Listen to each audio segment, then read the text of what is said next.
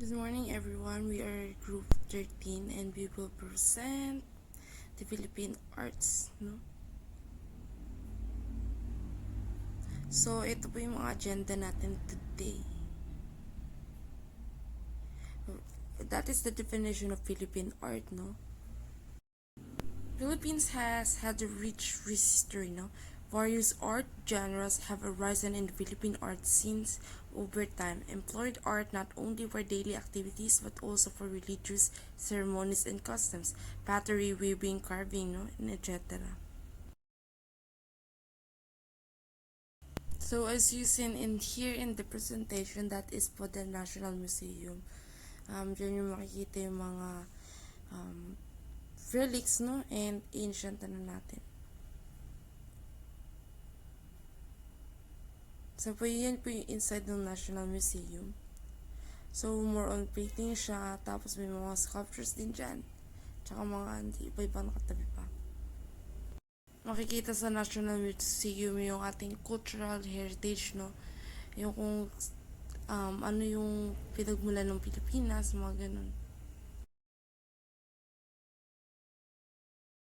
Now, let's talk about pottery.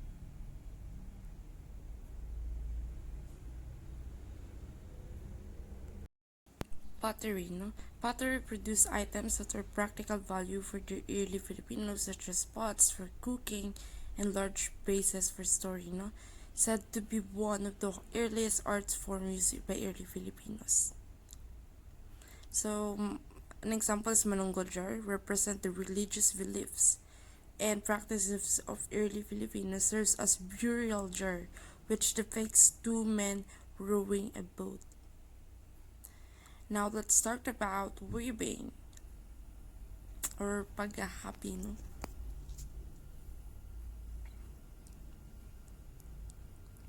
So weaving is a method of textile production in which two distinct sets, no? So we have langdulay, tintinalak, elisa, and chawi. Examples ng mga gumagawa nun. So langdulay is a Filipino traditional weaver who was a recipient of National Living Treasures Award. Tinalak, weaving tradition of the Boli people of South Cotabato, Philippines. Tinalak clothes are woven from abaca fibers, no?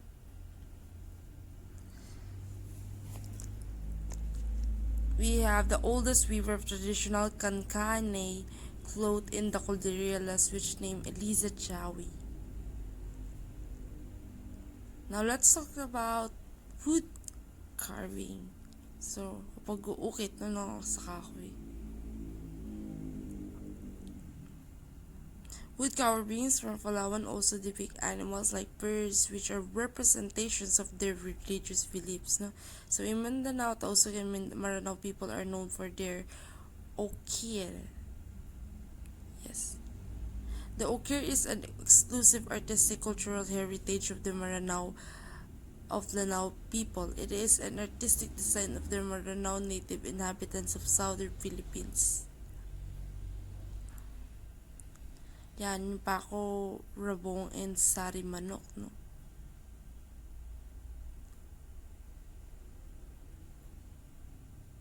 So, Pako Rabong is an ancient indigenous form of Maranao artistic design in the Pako Ribong. Pako or Piyako refers to the beautiful motif that copied from Salimbayan Pilipili. The sign of the leaf, no, it literally means sumisibol or yumayabong na pako. Sari Manok is the legendary bird that has become an ubiquitous symbol of Maranao art. It is depicted as a fowl with colorful wings and feathered tail holding a fish on its beak or talons. Now, let's talk about history of Philippine art. No? Saan nga ba nagmula to? Okay, as you can see, that is the Spolarium. So, Spolarium is a large-scale academic painting garnered a gold medal and signified that reformists could come at par with their European counterparts. At the same time, Luna's win signal, no? Oh. So, as modern paintings started to emerge, a triumvirate of artists was formed. Those are Carlos Francisco, Galo Ocampo, and Victoria Adades. So Jose Honorato Lozano was a Filipino Asian antiques artist who was born in 1915, no? Known today as the visual chronicler and ethnographic painter. For excellence of life in the Philippines in the second and third quarters of 19th century. Then what is Kulkut art? No, Kulkut art is another technique, no? This technique was practiced by indigenous people in summer.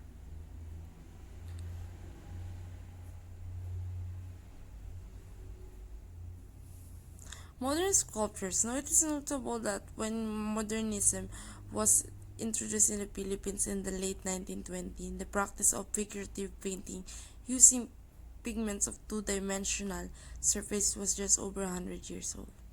So Juan de los Santos, the earliest known sculptor in the Philippines, is the 17th century sacristan sculptor and silversmith.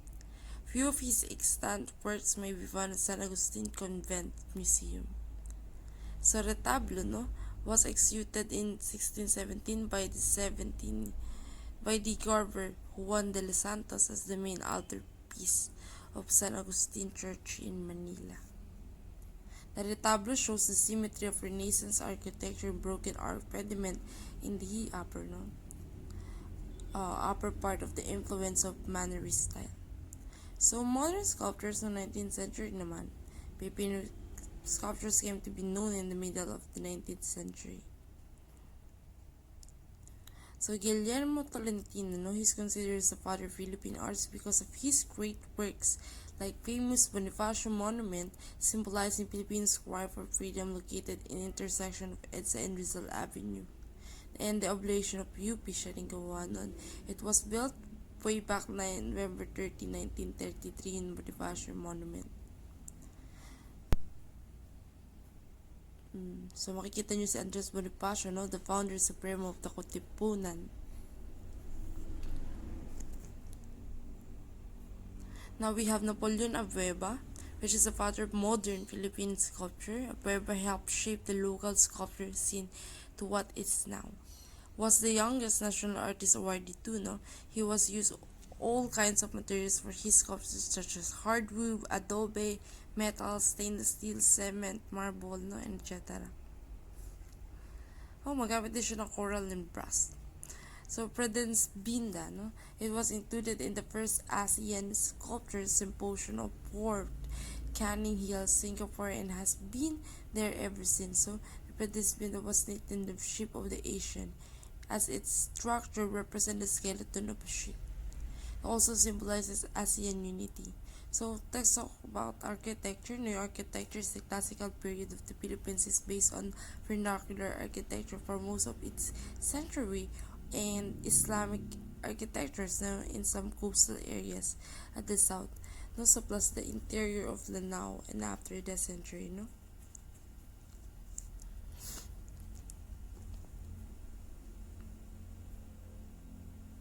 So the Bahay Kubo is the native house of the Philippines and is considered as its national shelter.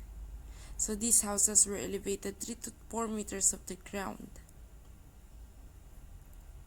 So we have Bagubo and Kalinga, So in the ancient times, early Filipinos lived in the houses which were made of wood, bamboo, and palms leaf, And all houses had a ladder which could be thrown up at night. So they also place under their house where they keep rice, chickens, and firewood. Now let's talk about famous Philippine artists. Okay, we have Felix Resurrection Hidalgo, Si Felix Resurrection Hidalgo was a Filipino artist. He's acknowledged as one of the greatest Filipino painters of the late 19th century, Hidalgo won a silver medal for his entry in large canvas. Makikita natin yung kanyang mga gawa, mga paintings niya. So we have, as you can see, this is the Virnes Christianas Expuesta Populacio, or in English, Christian Virgins Exposed to Populace.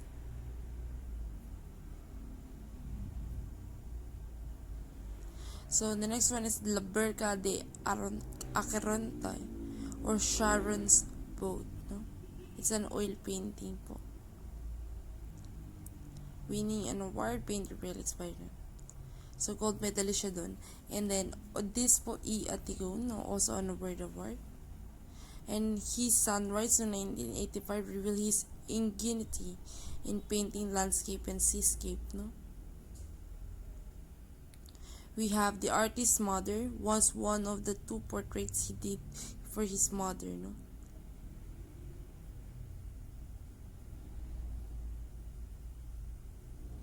O nasa Bangko Sentral ng Pilipinas yan. So Juan Luna de San Pedro, was a Filipino painter, sculptor, and a political activist, no, of the Philippine Revolution during the late 19th century. He became one of the first recognized Filipino artists. So, yung mga gawa niya. So, this is a painting titled Daydreams of Love or Ensueños de Amor. So, a dreamy oil on wood painting by Filipino painter na Juan Luna depicts Luna's wife Maria de la Paz. Tapos we have his painting Tampuhan, no? Which is a classic oil on canvas impression painting by him. It depicts Filipino man and Filipino woman having lovers quarrel. Tapos we have this painting titled Lady with Guitar, no? It was painted shortly after he was granted pardon by Alfonso VIII. So we have Hymen o Hymen, a painting by Filipino again of Juan Luna, working on canvas, no, starting in 86.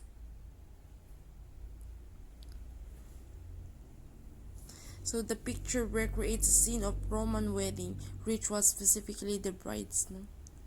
We have Fernando Amorsolo, which is a portraitist, no, and a painter of rural Philippine landscape. He's popular known for his craftsmanship and mastery on the use of lights. He's a National Artist Awardee. In his golden years, he reaped various honors. Went to Madrid in 1970. No?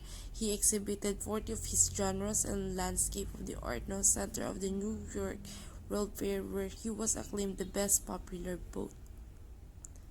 So Marsolo was also appointed director of the School of the Fine Arts of the University of the Philippines.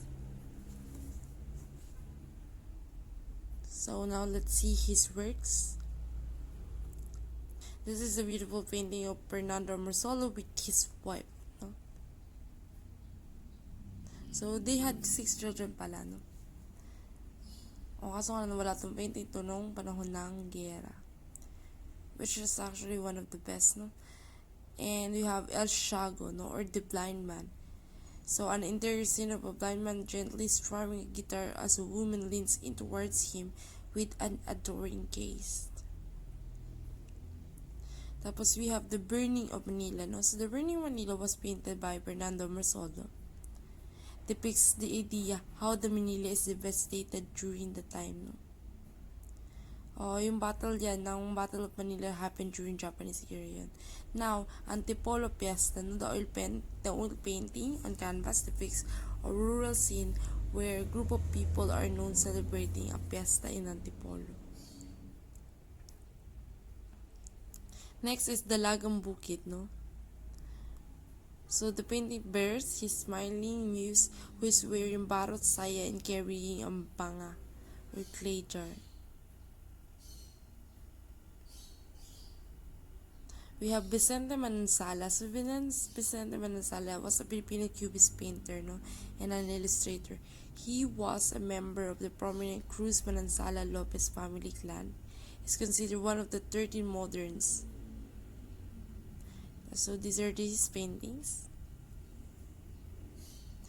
We have Madonna of the Slums. Now, Madonna of the Slums is a portrait of a mother and a child from the countryside who became urban and shanty residents once in the city. Thus, we have Give Me This Diary painting. No? He invested each human figure with inner fortitude. No? So we have Carlos Botong Francisco, one of the best mural artists the country was ever had. He created enormous canvases that chronicle the mythical world of the Filipino, and in its history often seeking inspiration. No? So, for bayanihan, nisasagawa ni ganun.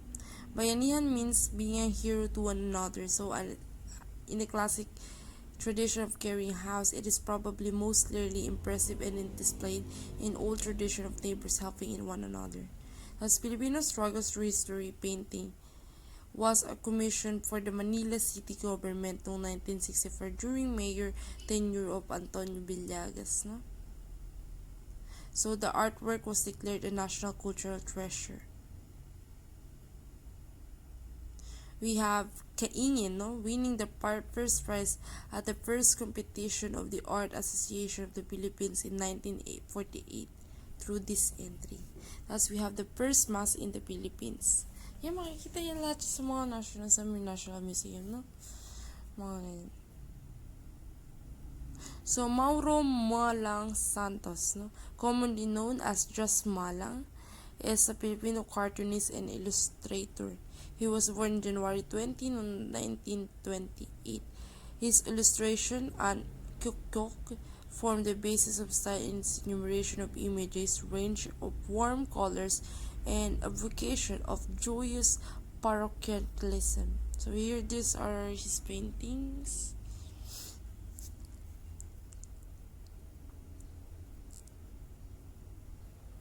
So we have the Fruit Vendor no 1997 and Bird Mountain 1988. The Kyukok, ito nga yung kanina sinasabi ko. We have Jose Hoya, graduated as a magna cum laude in the University of the Philippines in 1953. He was also a recipient of Fulbright Scholarship at the Crown Crook Academy of Art. No? He started to apply paint more thinly on canvas. The form grew increasingly geometric through circles. Plus, we have yung mga paintings niya, yung Gradenian Arabesque and Mirage.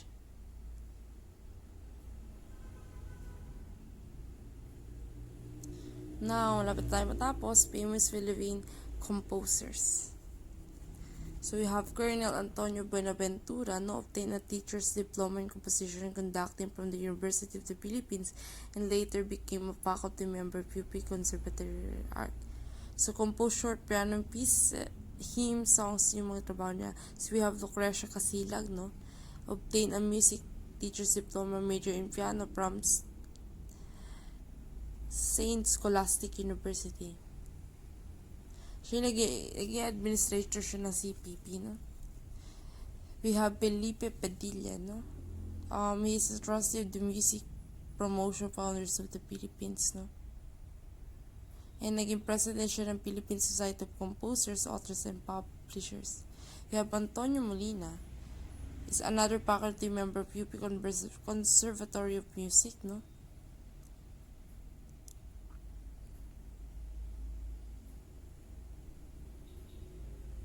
Composers Zuela Ate Maria and Hating Yabi. As we have Lucio de San Pedro, no?